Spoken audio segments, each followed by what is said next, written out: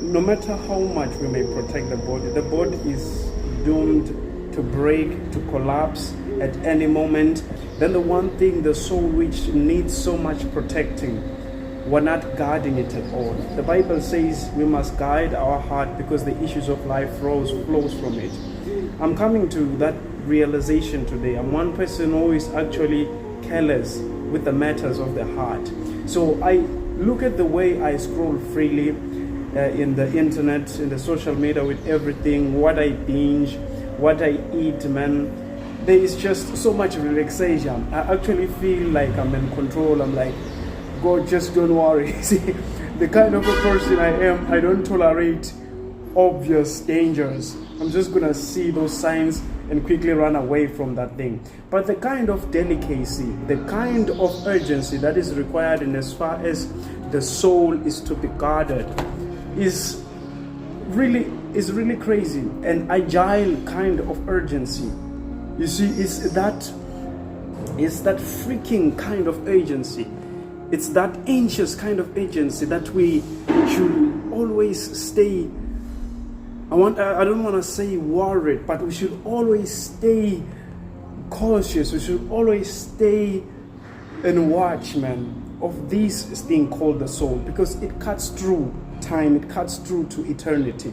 It's the thing that our lives, even in the afterlife, are to be built upon. So I'm just from listening another video from another fellow believer. She's saying that this life, what we're doing here, the records, you see the implications of what we're doing here.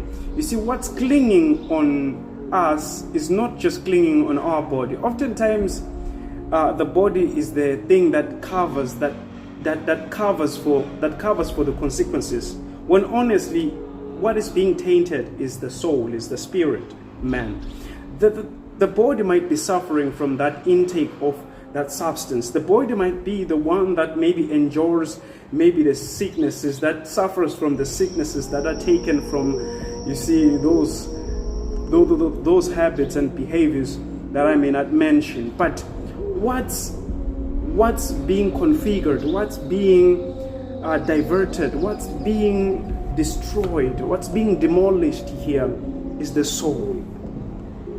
Is the soul.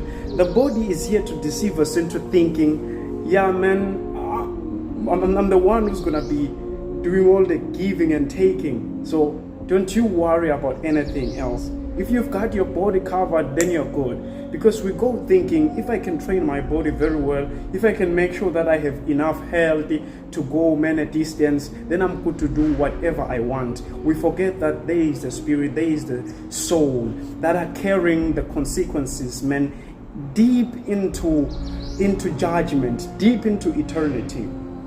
And if we can have that kind of perspective, yeah, man, I think myself included, I think we will think twice, maybe even thrice before we do anything. Because I'm here understanding as well, in as far as human interactions are concerned. I'm here understanding that the things that we're protecting, the feelings that we're protecting, the emotions that we're protecting are not worth the protection. The own privacies we cry out for, we're just crying out for void. There is really nothing there.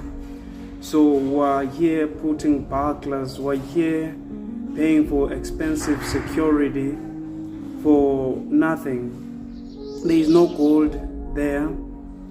And this life, when you really understand how it becomes more treacherous, when you give it away, when you open it, when you share it, you wouldn't be keeping so much to yourself. You see, we're keeping all the time to ourselves. We're keeping all the focus to ourselves. We're keeping all the energy to ourselves. We're not sharing it with others. We're not surrendering it to God.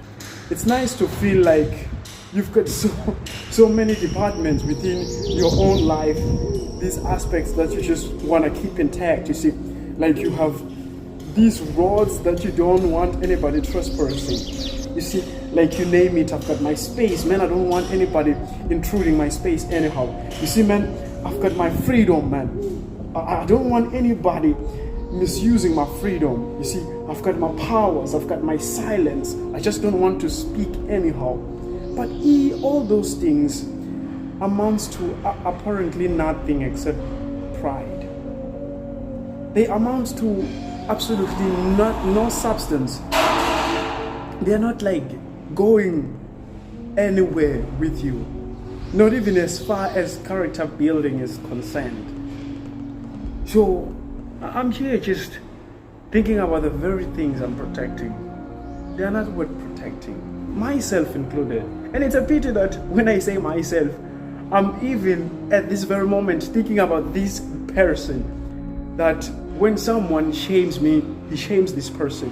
No, there is a part of us that is perfect, that is not affected by these opinions.